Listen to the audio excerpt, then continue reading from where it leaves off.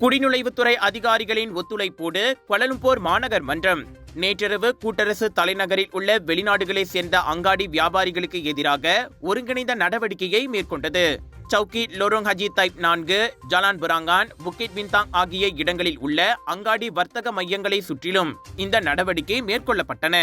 சம்பந்தப்பட்ட பகுதிகளில் அமலாக்க அதிகாரிகள் மேற்கொண்ட கண்காணிப்பு மற்றும் வேவு அடிப்படையில் அந்த நடவடிக்கை அமைந்ததாக கோலாலம்பூர் மாநகர் மன்றம் தனது முகநூலில் வெளியிட்ட அறிக்கையில் தெரிவித்தது. 2016 ஆண்டின் கோலாலம்பூர் கூட்டரசு பிரதேச அங்காடி வியாபாரிகள் லைசன்ஸ் சட்டத்தின் கீழ் 15 அங்காடி கடைகளில் இருந்து பொருட்கள் பறிமுதல் செய்யப்பட்டன.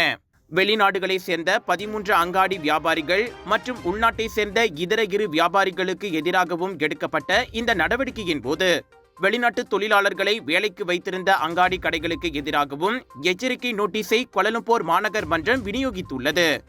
ஆவணங்கள் பதிவு மற்றும் பரிசோதனைக்காக வெளிநாடுகளைச் சேர்ந்த 30 ஆடவர்களுடன் 11 பெண்களும் கோலாலம்பூர் கூட்டரசு பிரதேச குடிநுழைவுத்துறையின் தலைமையகத்திற்கு கொண்டு செல்லப்பட்டனர்.